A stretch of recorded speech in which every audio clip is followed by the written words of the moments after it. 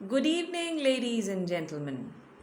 आज जो हम रेसिपी बनाने लगे हैं वो है टिक्का पीस की रेसिपी। ठीक है जी, हम चिकन टिक्का बनाने लगे हैं। उसके लिए जो जो इंग्रेडिएंट्स चाहिए वो नोट कर लें। सबसे पहले हमें मुर्गी के पीस चाहिए 5। इस तरह से लेग पीस बनवा लीजिएगा। लेग पीस ज़्यादा जूसी होते हैं। ठीक है जी, इसके अंदर हमने डीप कट्स लगवा लिए हैं ताकि मसाला अंदर तक जाए और ये जूसी इनरिच्ड यमी किस्म के जो हैं वो पीस बने। उसके बाद जी हमने ले ली है आधा किलो दही। ठीक है, और उसको मैंने इस तरह से एक स्टील के बर्तन में डाल लिया है ताकि मुझे लगाने में आसानी हो। फिर मैंने ले लिया है एक टिक्का मसाला, एक पूरा पैकेट टिक्का मसाला का जो है वो इसके अंदर जाएगा। साथ ही साथ तंदूरी मसाला भी जाएगा, लेकिन सिर्फ 2 चम्मच। एक पैकेट टिक्का मसाला, 2 चम्मच तंदूरी मसाला। ठीक है, ये आप देख लें, एक पूरा पैकेट डल चुका टिक्का मसाले का दही के अंदर।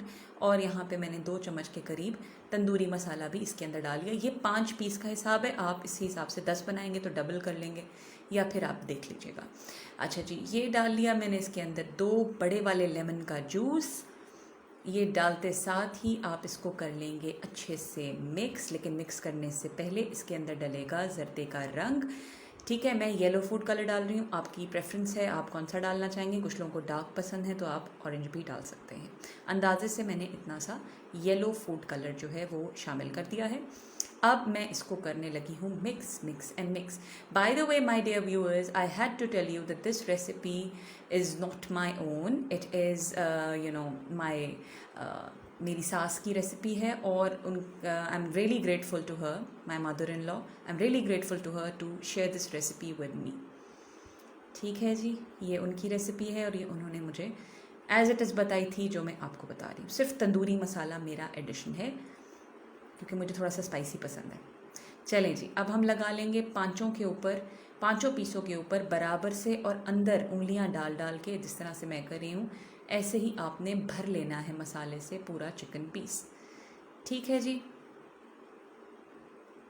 इस तरह से आप भरते जाएंगे और लगाते जाएंगे। ये दूसरा पीस आ गया, इसको भी आप इसी तरह से डाल डाल के मसाला ऊपर खूब अच्छे से अंदर तक भर देंगे। ठीक है, और इसी तरह से बाकी के जो रिमेनिंग पीसेस हैं उनको भी आप खूब अच्छे से जो है वो मसाला लगा लेंगे।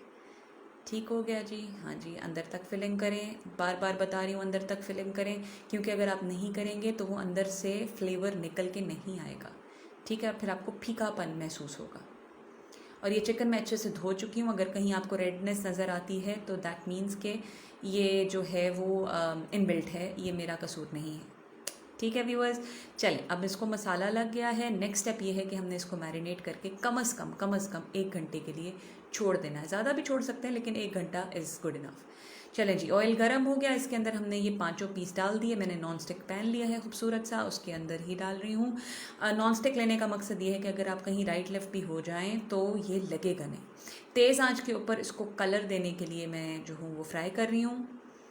ठीक है, मैं इसको इसी फॉर्म में आपको स्टीम पीस भी बनाना सिखाऊंगी, लेकिन अभी फ़िलहाल के लिए हम इसको इस तरह से बना लें। ठीक है जी, हमने तेज़ आंच पे इसको फ्राई कर लेना है, दोनों तरफ से इसका कलर आ जाए, उसके बाद हम इसको पकने के लिए छोड़ देंगे। ठीक हो गया। अच्छा जी, ये देखिए कलर खूबसूरत सा आ गया है, गोल्डन गोल्डन हो चुका। ब्राउन ज़्यादा नहीं करना, आपने हल्का गोल्डन गोल्डन ही रखना है। चाहे तो आप कोयले की धुनी भी दे सकते हैं। ये लीजिए, मैंने यहाँ पे पोटैटो वेजेस बना लिए हैं। स्किन के साथ पोटैटो को इतनी मोटाई में काट लिया है और उसको उसी मसाले में जिसमें हमने पीस बनाए थे उसी में मैंने इसको अच्छे से डिप करके जो है ये भी मैं साथ ही पीसों के डाल दूँगी इस स्टेप के ऊपर, after they change the colour. ठीक है जी, बस अब हम इसको उसी पीस के अंदर डाल देंगे अच्छे से रखने के बाद मसाले में। ये इतना टेस्टी लगेगा। अब सारे का सारा मसाला भी जो है वो हमने डाल देना है ताकि ये पूरा फ्लेवरफुल डिश निकल के उभर के सामने आए।